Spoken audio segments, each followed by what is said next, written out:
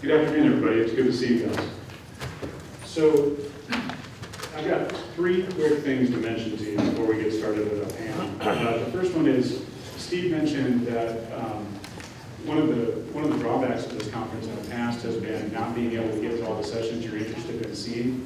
And so not only are we repeating sessions, like he mentioned, but we also have film crews here that are recording the sessions. And I just wanted to have a quick shout out to these folks. So Jim Schul from the Harris County Department of Ed brought some of his staff. We appreciate you guys being here and recording sessions for us. Thank you very much. And then LT Films, so our student film crew from Lake Travis High School is here. We've got Evan and Sydney, and then Carl McClendon manning cameras for us too. Appreciate you guys being here too.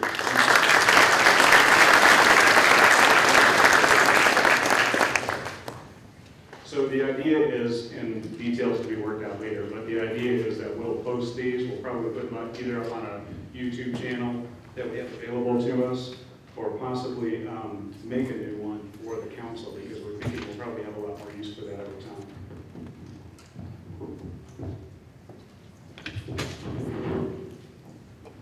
Does that sound okay? All right. Another point is, you probably saw it on the display outside of this room that we're using that hashtag #TexasCTO. And so I've got some questions that we've gone over with this group to talk about today, but we'd love to have questions from you all too if we've got time. So if you have a Twitter account and you're comfortable with using that, shoot some tweets off with that hashtag, and we've got some folks, I think Steve and maybe others are monitoring that, and we'll see if we can weave those into the session too. Good multitasking, Steve. And then the last thing I just wanted to say before we start was, we've got a rock star panel here today, and I wanted to thank them for being here. So we've got Dan Armstrong from Plano, we've got Kevin Schwartz from Eames, we've got Frankie Jackson from Goose Street, and we've got Lenny Shad from Katy. Can we all tell them thank you?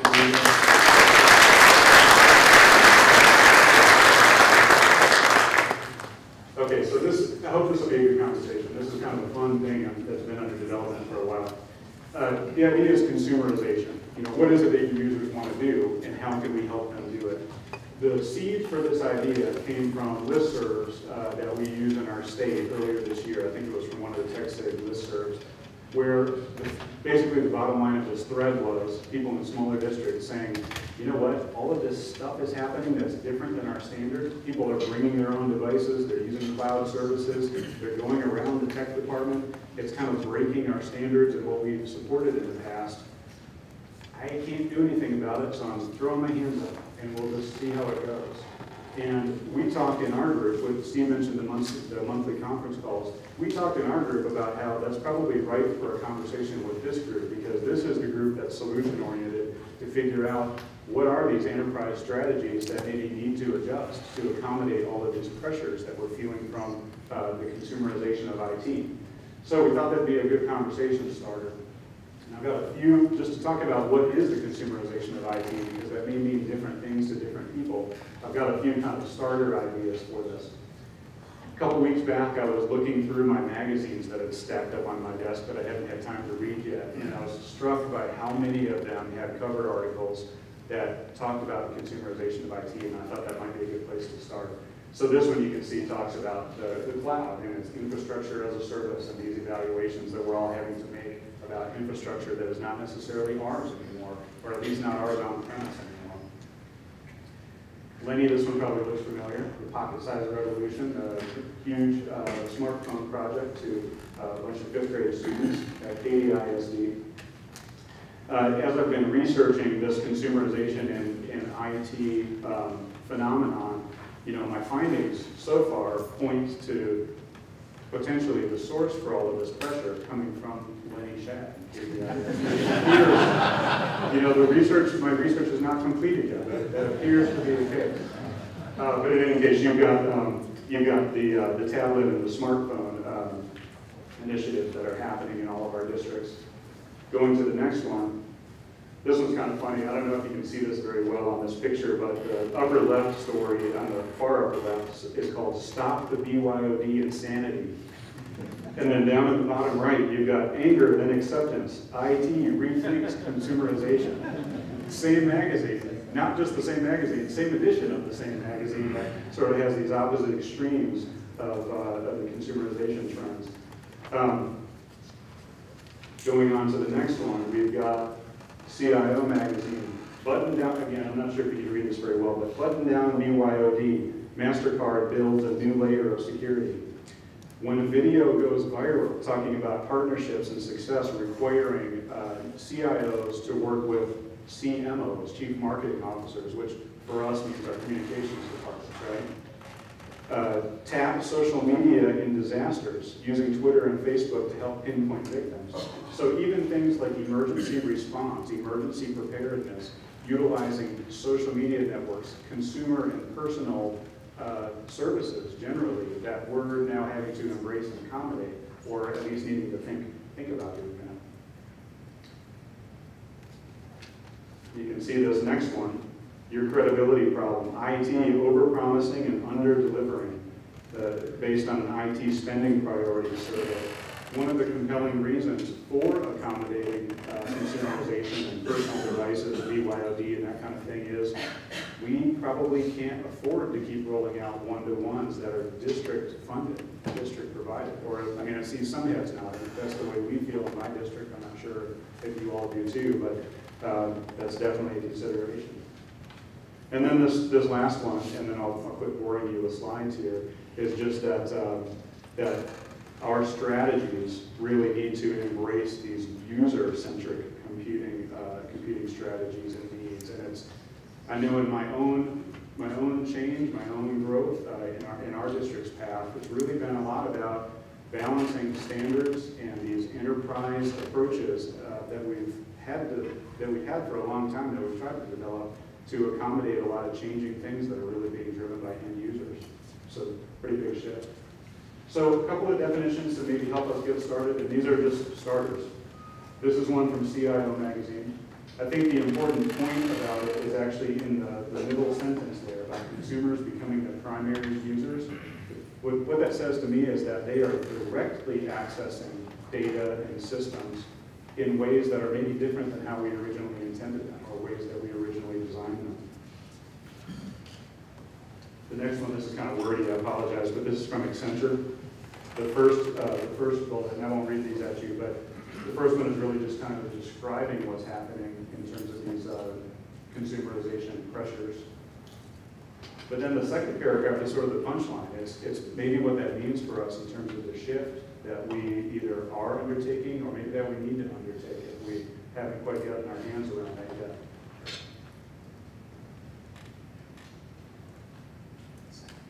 One thing that's pretty interesting about that conclusion, that bottom bullet, is the very last line. Turning into enablers that leverage these consumer technologies to drive productivity.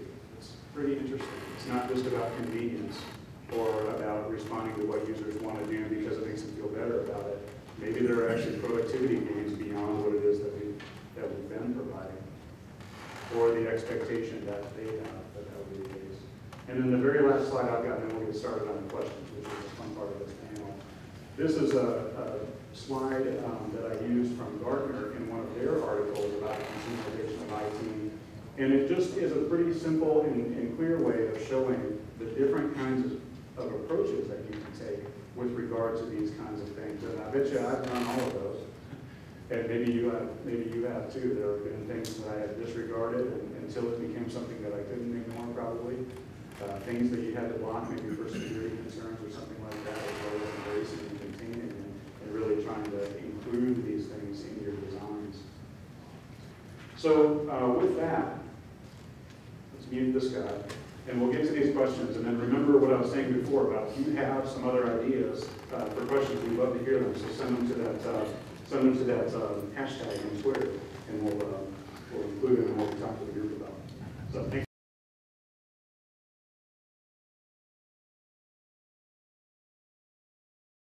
For being here, guys. Let's get started. So the first question I've got is, what do your users want? Why are we talking about consumerization in educational environments? And why don't we start with Kevin? Well, I think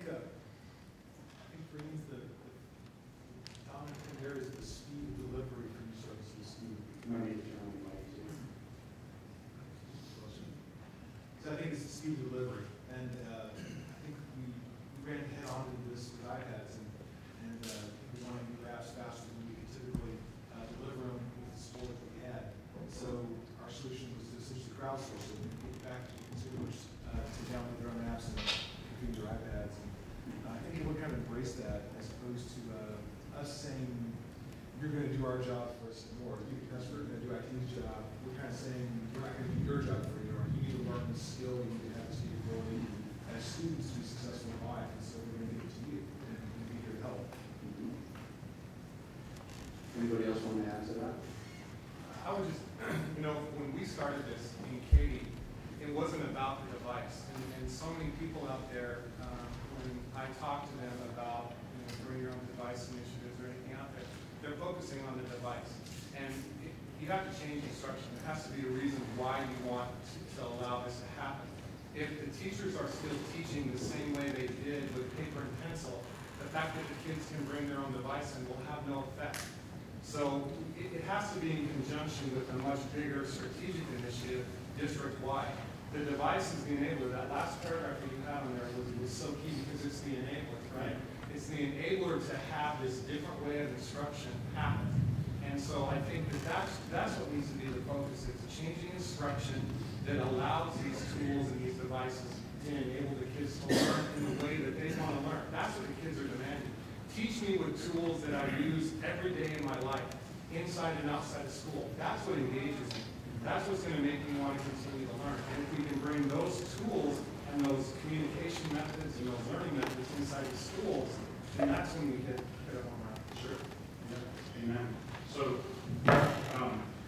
what about, so we talked about students, what about other users in your districts? What about teachers or parents? Or are there others that you're kind of feeling the pressure of this consumerization push to? I think going back to your question about what do our consumers want to do, the teachers and staff, they want to be constantly connected. They want to be able to sit at their desk, access information, their applications from their desktop or maybe from their laptop, and at the same time their smartphone. They want to also be on all sorts of social media devices. So they want to be constantly connected, and if that means bringing their own device and also using district-sponsored equipment all at the same time, that's what they want to be able to do. They have this incessant desire to be constantly connected to their family, to their friends, and also to their social groups. Sure. Now, it's on that just a little more. It wasn't that long ago where I think a lot of the frustrations with traditional IT shops has always been the resources needed. Maybe you have to go talk to IT to get more space on the server, or you have to go talk to IT to get something blocked or an app added. And the whole idea of going and talking to IT is a very big roadblock, and it does stifle progress. And you're seeing this in the elementary also with the advent of Dropbox, and a lot of your consumers, staff included, are looking to blend their social life and not see the boundaries, because when they walk out of the house, they can take it on their smartphones, and blending it in with what the organization does has been very key to have it where you can actually do anything you want at any time. So the next question is really, how did it start? I think right now, you all, from talking with you, you've embraced a lot of this and come up with strategies for it. How did it really start in your school districts, and what were some things that, I guess, pressures that you all felt and knew that you needed to, there was a sea change coming, and you needed to respond to it? I'll answer that. Okay. We had a 2005 bond. Prior to that, we had 2 other bonds, and with that brought about $60 million worth of technology, but we're at the end of that bond now. So the way it really started is that our consumers have the desire to have the latest and greatest technology, and the district has not a funding source to really purchase the new technology and replace their current devices. And so, it started with first the desire for for them to have the new technology, but then also with the prices being so low, that you can afford them. So they're readily available at any time where you work. Ours started with the simple concept of changing instruction, and that was 3 years ago. And so we sat down as a cabinet and decided what those things were that were going to change instruction, and we focused on 3 things: mobility, Web 2.0 integration, and digital citizenship. And we spent 3 years. This year was the 3rd year of that initiative, and it culminated with Bring Your Own Device. And what we did is we spent the first 2 years getting the teachers, the students, and the parents comfortable with Web 2.0 and this different way of instructing. We got them comfortable with digital citizenship. And when we went out and we talked to teachers in those first 2 years, their biggest complaint was we don't have enough devices. And so this year, when we rolled out Bring Your Own Device, it was answering the biggest need that the teachers had out there. So ours was a 3-year progression. And when we sit back and we look at the data, we can absolutely see that there has been a change of instruction. There has been an improvement in student engagement. We talk to teachers, we talk to students, and they will tell you. For instance, one of the high schools this year did a yearbook that kind of had the theme of We Are Marshall, and they dedicated 3 pages to We Are Wired in their yearbook, talking about how important it was for them to be able to bring their own device and how that changed their education day. So that tells you the importance that these kids have with this. So ours was a 3-year initiative. I mentioned about the biggest instigator was the Lean initiative with the iPads, and I'm happy to say that there were 2 driving forces. One was I couldn't add a bunch of people to staff to do this in the traditional way, but the other probably more important reason was it was the right thing to do for kids. Here we were going to immerse these kids with these devices they can have 24/7, and we're going to let them graduate with more skill to retain that and keep that momentum going in college. So we thought that was the main reason to do it. Okay. And, actually ours was very much along the lines with new screens. Coming towards the end of the launch cycle also, it's very evident that with the state's funding mechanism, we're not going to get too much relief that way. And you're going to have to, when you know that you have the devices there available, I can tell you within Plano, on any given day, I looked before I came at the end of the semester, and on any given day, we've got about 28,000 unique devices coming in into the network and using our public network. And I can count for about 5,000 of them as the devices that we purchased, because that's about how much inventory we have. But other than that, they're all consumer side devices, and being able to deliver instruction to those devices is going to be key over the coming years. The one thing, those devices that are connected, they're connected 24 hours a day, right? So when you go on your network now with Bring Your Own Device, we see 20,000, 25,000 users connected all the time. It goes back to your statement about anytime, anywhere. These kids are learning and they're doing their work any hour of the day. So your support model has to change, right? Because now you are truly a 24/7 shop. So it adds a new dynamic. So, it's kind of sort of down that line, but I'm a small school, and we're very open with our network and allowing people to bring whatever device they want and use. However, whenever we have a bandwidth restriction because we're in a rural area, and so one of the things that we have a problem with is we look at our bandwidth utilization, and it runs about 99 to 100% of a 60 meg line internet connection. And but when we look at what those individual bring your own devices are doing, we drop down to about 33% of the users are actually educational use. The rest of it is individual living teachers watching or doing something that's not educational related. How do you address those in your district? We start with something that consumerization of IT is not. It's not laying the image from the asylum, right? It's not being stepping out of the way and saying, y'all go do this wherever you want. I think the students and the staff and even the administrators need our guidance and assistance to prioritize, scarce resources. And so, again, it's not letting anyone turn this on. So you need to be able to shape traffic. You need to be able to teach and train proper behavior. Because these are things, again, our students are going to learn the same problem to go to work at a business. The business is going to have limited resources. They're going to pay by the drink for things they do. So they need to learn to do things in an efficient and effective way. You can also, we do things like YouTube. We limit control through the network how much bandwidth YouTube will get in any given day. So we have segmented off. We can go down and see what the high user websites are. And so we've gone through and kind of allocated network bandwidth for that. We, for our public Wi-Fi, have the same filtering as our internal network. So, it's still pretty restrictive. So the kids can't get to a lot of the sites if it was wide open if they could. So we control it. We actually rolled out our first public network without a password, and we had some of the same issues. We have a 200 meg connection, and so we basically used, I think, Northside's philosophy, and that at the time that we were doing our research, we locked down the internet connection with the password, and it changes every morning. It goes to designated people throughout the district, so that students, if they are going to use the public network, visitor network, and not log into our student network with their user ID and password, then they do have to use a district level password.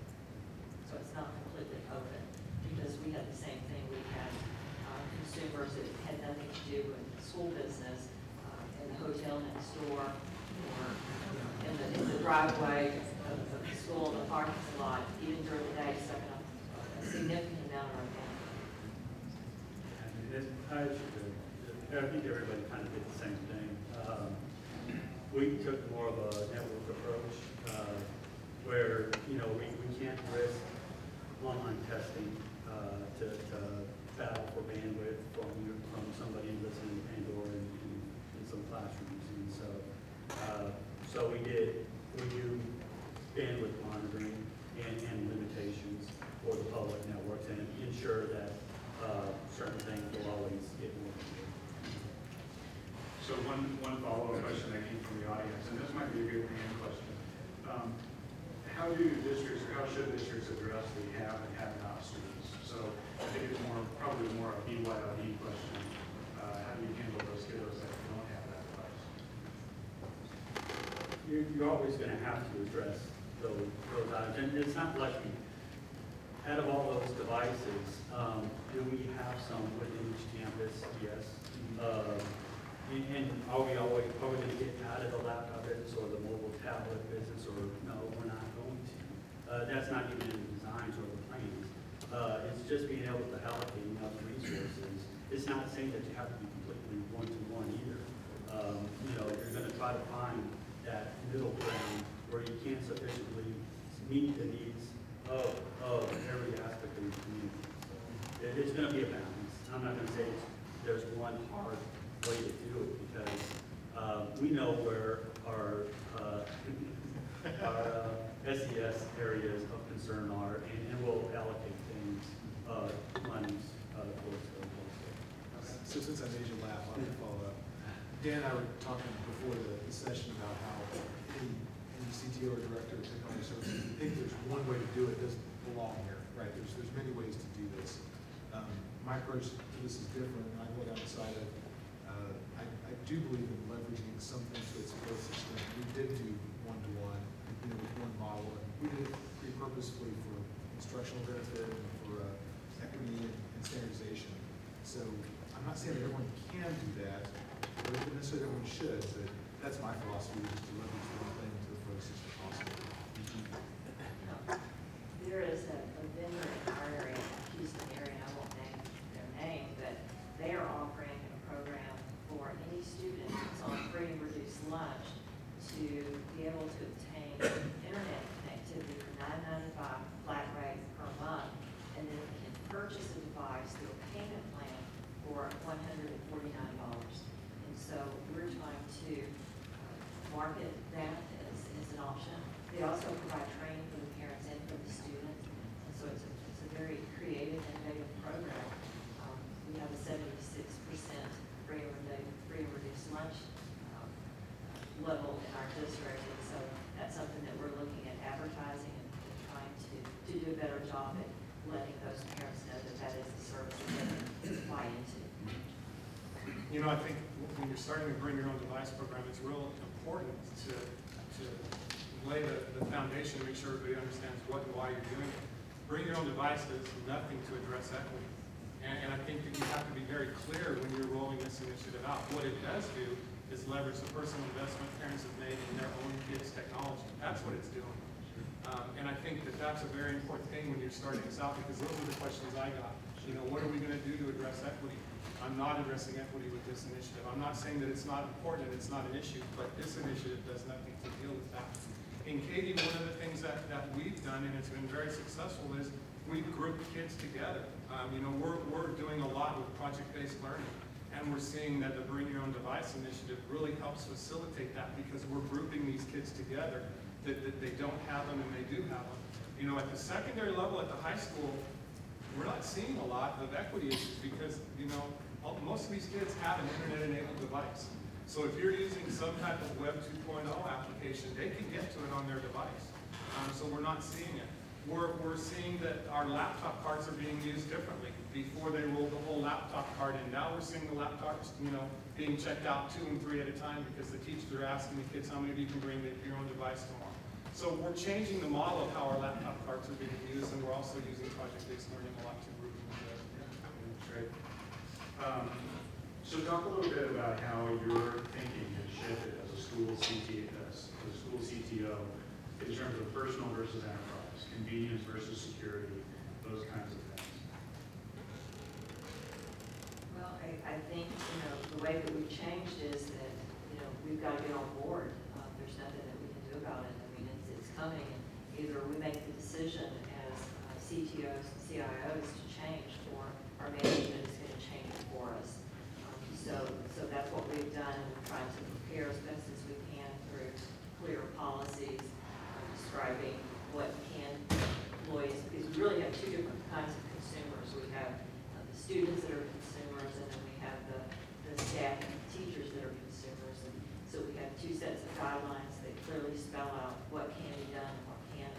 We have 2 sets of VLANs, one for students, one for virtual local area networks that divide up the traffic based on whether you're a student or the type of user that you are. We're taking additional precautions in encrypting data, even that's stored at the database level, simply because some of our prominent users have access to student information, human resources information like social security numbers, driver's license numbers, phone numbers, all those kinds of things that are needed in order to get credit cards and establish credits and sell identity. With the BYOD, with those kinds of staff members, you know, any of the systems, the applications that we use, you have the capability to download an Excel file that may have all kinds of confidential data stored directly to a personal device, and then you have the concern about, you know, where's that device going and who's going to be able to use that device in the home environment, and will it get into the hands of the wrong people. Same thing with student information. So it's very critical. You know, once I became executive director, I thought I had things down, and then this whole market shift. And then I found myself having to rethink, just like everybody else, how I do things. And where it really impacted me greatly was with the cloud computing. You know, I really didn't, it was good buzzword. I can say cloud for everybody else. But when you actually embrace it, you change it. What it did was, you got to understand, you know, I was in charge of making sure we had enough servers in the server room. You know, we had the directory. You know, we had it under lock and key. We have it all. But here we are now more of a hooking in and synchronizing databases to these areas, trying to do it securely. And my data is really not here. It's out there, but I'm fetching it from here and out there. And now I'm more brokering data and federated identity management, and I'm on some panels on that. And did I think I'd be doing this a couple of years ago? You know, where it's like my data just split out from underneath me. You know, that's a big change. And now I gotta admit, that's a hard change and to adapt to. And that means we're completely changing the way our organization runs. And our support models, they all change. And it's different, but it's just the way things are working. Because, you know what, on the flip side, we were talking earlier with the upgrades, we went to the Microsoft Cloud for the Live EDU, and they're going to be one of the big upgrades in June. I used to lay awake at night thinking before some of my other big upgrades, how stressful that would be with my engineers and everybody have contingency plans and all of this. And, you know, I'm going to walk into work and it's going to be upgraded. And that's going to be wonderful. But, you know, that's the beauty and the curse of the cloud. So it's changed the way we've done things tremendously. So a follow-up question, I've cut you off, Kevin, but how have you all gotten your IT staff on board with this shift in mindset too? Because you all understand the business needs of your district very well, I'm sure. Sometimes your technical staff are very focused on what you hired them to do that may be a narrower scope. So how have you helped them come around in their thinking too? That's actually, when we talk about the support model, that's probably been one of those big surprises for me. Was I knew our support model would have to change. What I didn't have an appreciation for was the conflict internally that was going to happen within my department. Because I had one group, the instructional technology, instructional education department, they were out pushing the innovation. They were pushing the envelope of what the teachers could do and the students could do, and that was very fast paced. And I had my operations side of the house that was responsible for control. And those two were at each other's throat all the time because the innovative group, you know, they wanted the flexibility, they wanted the quick response. The operations side, they wanted to protect the integrity of the network and the system. And as we moved more in innovation, they felt like we were compromising our internal network and our internal integrity of our systems. So that was a conversation that took us a year, and we're still working through that. So, you know, as you move into these new support models, it's conversations that you've got to have on a daily basis to help people understand how they can work together and that we have to work together and not fight with each other, right? Because that took us a long time, and that was one of the things that I didn't really have an appreciation for until, you know, I had people in my office saying, you know, I can't do my job because this group shut me down. So the organizational support model really needs to change. And as well as the community needs to understand what your support model is and how that's changing, because they're affected by that as well. So it's a big communication push from your perspective as the CIO or the CTO to make sure that your internal department is understanding and very clear why you're doing it. Your administrative staff is understanding, your teachers and your parents. Because from my perspective, I think everybody on the panel would agree, it's not a matter of if you're going to do this, it's a matter of when. Public education is going to live and die by this, because if we don't provide it, the kids that have the opportunity are going to go get it elsewhere. It's too easy to go get. So it's not a matter of if. It's just we've got to jump on and figure out that the support model is huge for us. Sure. Awesome for just a moment to think about this. It's funny that as the technology services guy, I'm the one who's most often referring to back to our strategic plan. Even board members look at, and this is the plan again, this is our mission statement, this is our goals. And for people from IT, I think I thought to tell them, our task as a district is not to control data, our task is to enable some learning. And so when requests for services come up from staff, administrators, whoever, you're going to take a step back and say, okay, what's the purpose we're trying to do? What's the purpose behind this? What's the instructional need? What's the purpose? And then when we start analyzing solutions, we look at, okay, does that scale and does that pass the test over time? It's very easy to look for short-term gains and not seeing any consequences. And so it doesn't always mean that we adopt every new thing. We're having serious issues right now about cloud services. But I'm not opposed to cloud services. I'm not opposed to integration of IT, but I don't want to the consequences of data getting into the wrong hands, data not being secure and protected. But mix of private and public cloud services we offer to meet the purpose and goals. Yep. Going back to what do we say we do? Well, that's changed, that's the problem. What do we say we do? And that's what we used to say we did, right? And now that's changes depending on the month and the person that you're talking to, at least from their expectations, right? I can't tell you how many conversations I've started off with people in my district this year that start off with, what do you want to do? Not what And you want to why? buy. Why is that? Exactly. So we're getting pretty short on time, but let's just do a couple of other quick questions. What are some budget implications, good or bad, of embracing that consumerization? You talked about staffing already, that's a huge one, I'm sure. What are some other ones? Done properly, it's a money saver.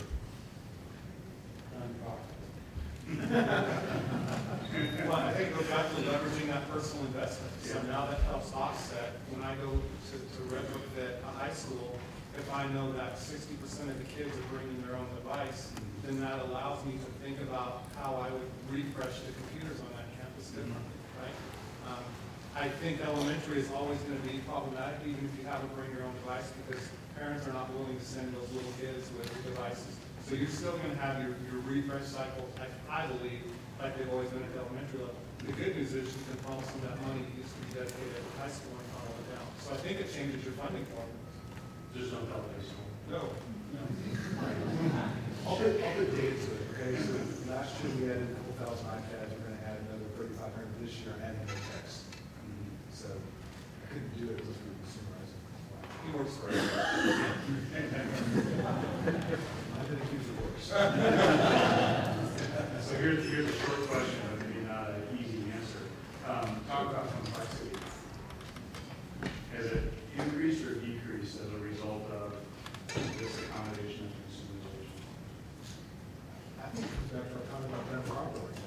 Done properly, you find a best practice and apply it and reduce the complexity. You don't do it 10 different ways, you do it in a proper way.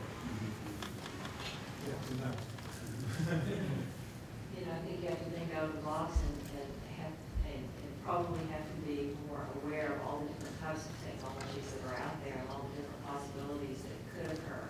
Because it's not so much about the devices, it's about the lack of control. And so when that occurs, then as a chief technology officer, you know, we have to think about what it is that we need to consider in order to maintain the integrity and safety of our students and the productivity of our employees. You know, as I look back on the last 3 years and the issues that we've addressed, I have to say technology has been the easiest part of the equation. The brunt of the issues that I've dealt with have had very little to do with implementing the technology. It's about all of the things that go with because I implement it, right? So I don't think technology is the issue. I think it's the changing the model, the overall model, like I talked about organizational issues. That's where I think you've got to spend your time. Yeah. Okay.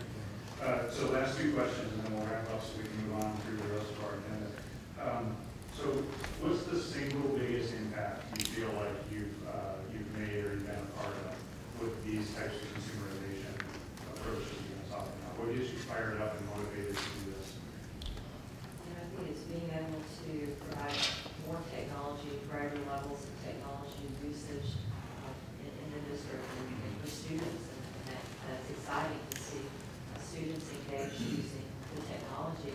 And I think it pushes staff and teachers to a higher level as well. And so that's exciting to see students sometimes driving the consumer the need and what's being delivered for instruction. Very exciting. So ownership. Yeah. Excellent. Anybody else? When I go out and I have a parent meeting and I have parents standing up talking about the change that they've seen in their students because of what we're doing in our district, the positive change, that tells me we're doing things right. When I get in front of teachers and you have 20-year veteran teachers standing up saying, I've never seen engagement like I'm seeing because of what we're doing, because of the technology. The technology is now not an option, right? It's part of the classroom experience. And so when you have those people telling you what we're doing is having that kind of effect, that gets you excited. I'll answer the apple chart issue real quick. I was just kidding. We went out of our way to not call it an iPad project. I do think for, this group, we purposely called them tablet computers, and it wasn't about the iPad. Even our initiative is the LEAP initiative. It's learning, engaging, through access, and personalization. And to get to that key point there, again, the personalized learning, well, that gets there because we have the one-to-one implementation. We get to that because we have consumerization. I couldn't do it without it. So yeah, to get to personalization, that's our big figure. I was just follow up, I'll tell you, after this last budget meeting that the state legislature closed on, I don't want to say this inspired me, there was more of a necessity of the mother of invention. When I was faced and pretty much looked at the budget, and there's going to be $1 million less. You have to do things different. You have to keep a level of service, but you do have to do things different. And that's obviously you call on everybody to get creative, juices flowing, and have to implement some things that you wouldn't necessarily do before in the past, but this is in the past. You've got to adapt, you've got to adjust, and it's not one of those theoretical ideas that was good. It was, hey, the budget's been cut this much, figure it out, and still provide a certain level of service. I don't want to say that it was, because if you cut $1 million out of your budget and you're doing just fine, then that really tells you something about your organization in the first place. Don't be wrong, it was a very hard change. It was a very hard change to do, but that's what really got us fired up to think outside the box. So we can provide these things, we just have to do it in a new way. It sounds a little bit Pollyanna, but scarcity forces innovation. We talk a lot about that too in our district. Okay, so last question, and it starts off with a little bit of a smart aleck question, which is, are we ever going back? We know the answer to that already. Since we aren't, and this is just a brave new world, what next? I mean, what do you guys see as, now that you kind of scaffolded up these things, what needs to happen next, or what is happening next for this to really, make more impact, more beneficial impact on our systems, our students?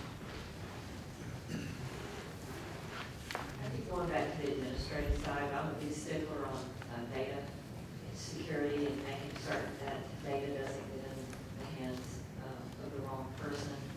So on the staff, teacher side is further protecting and making certain that anyone that has access to confidential data, that data is secured, encrypted, and not accessible for usage on a personal device, consumer device. For us, it's going to be focusing on equity. Now I have a good idea on where the equity issues really exist. So we want to come up with solutions that will deal with that, because truly it's about anytime, anywhere learning, and anytime, anywhere access. And so that anytime, anywhere is only when they're at school. We know that we're not meeting that need. So we're going to be kind of focusing, we're looking at that same program training, that we can get that access at home. And then we're going to focus on breadth and depth. I want this to be something that is pervasive throughout the district, not within pockets of just the really good teachers. So for next year, our focus is going to be breadth and depth of Web 2.0, breadth and depth of bring your own device. We did a survey at the end of the year. So we have a good idea of those teachers who are saying, I would love to, but I just don't know what to do. So that's our focus next year, is utilizing the infrastructure and the tools we have in place to get the best out of them.